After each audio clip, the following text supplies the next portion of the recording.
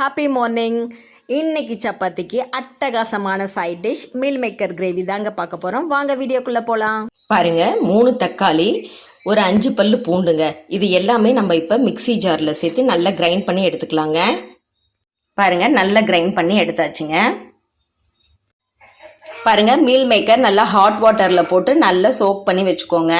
இதை ஒரு 4 டைம்ஸ் இல்லாட்டி 3 டைம்ஸ் என்ன பண்ணுறீங்கன்னா நல்லா வாட்டரில் போட்டு வாஷ் பண்ணி எடுங்க. அப்போ தான் அந்த ஸ்மெல் போகுங்க. ஓகேங்களா? இங்கே பாருங்க. இப்போ பெரிய வெங்காயம் நான் 2 வெங்காயம் எடுத்து அரிஞ்சு வச்சுருக்கேங்க.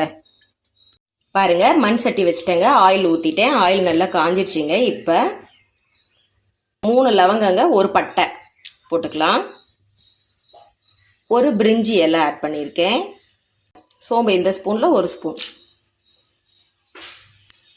இப்போ நல்லா இது பொரிஞ்சு வரட்டுங்க.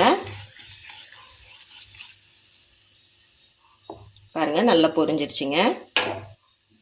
இப்போ ஆனியன் வெட்டி வச்சுருக்கோம் இல்லைங்களா, 2 ஆனியன் எடுத்துக்கோங்க. ஆனியன் நல்லா ஃப்ரை ஆகட்டுங்க. கொஞ்சம் கல்லுப்பு சேர்த்திக்கலாங்க.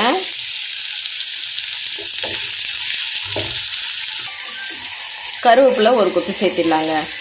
வெங்காயம் பாருங்கள் நல்லா வதங்கிடுச்சுங்க. இப்போ நம்ம தக்காளி பேஸ்ட் ஆட் பண்ணிடலாம். ஆட் பண்ணி நல்லா தக்காளி வெந்து வரட்டுங்க. அப்புறமே நம்ம தூளெல்லாம் மிக்ஸ் பண்ணிக்கலாங்க. பாருங்கள், தக்காளி ஓரளவுக்கு நல்லா குக் ஆகிடுச்சுங்க. இப்போ நம்ம என்னென்ன தூள் ஆட் பண்ணுமோ அதெல்லாம் ஆட் பண்ணிக்கலாங்க. மிளகாய் தூள் பாருங்கள், இந்த ஸ்பூனில் 1 ஸ்பூன் ஆட் பண்ணியிருக்கேங்க. மல்லித்தூள் 2 ஸ்பூன் போட்டுக்கலாங்க. மஞ்சத்தூள் 1/2 ஸ்பூன் போட்டுக்கலாங்க. கறி மசால் 1 ஸ்பூனுங்க. அவ்வளோதாங்க. இப்போ தூளெல்லாம் பச்சை வாசம் போகிற அளவுக்கு நல்லா ஆட் பண்ணி தக்காளி கூடையே நல்லா வேக விடுங்க. இப்போ க்ளோஸ் பண்ணி நல்லா வேக வச்சிடலாங்க. பாருங்கள், இப்போ நல்லா சுண்டி வந்துருச்சுங்க. இப்போ இந்த டைமில் நம்ம சோயா சக்ஸ் ஆட் பண்ணிக்கலாங்க. பாருங்கள், நான் வாட்டரில் வச்சுருக்கேன். நல்லா புழிஞ்சிட்டு போட்டுக்கலாம். நம்ம புழிஞ்சிட்டு ஆட் பண்ணிக்கலாம்.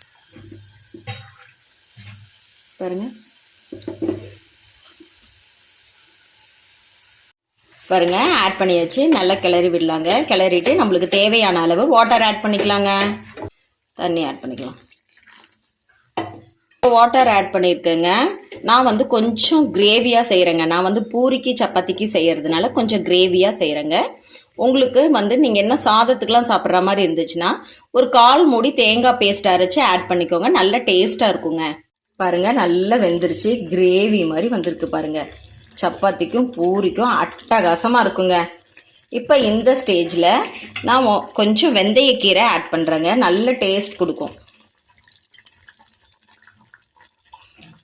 மீல் மேக்கர் கிரேவி ரெடிங்க. வீடியோ பிடிச்சிருந்தா லைக் பண்ணுங்கள், ஷேர் பண்ணுங்கள், மறக்காமல் சப்ஸ்கிரைப் பண்ணுங்கள். தேங்க்யூ.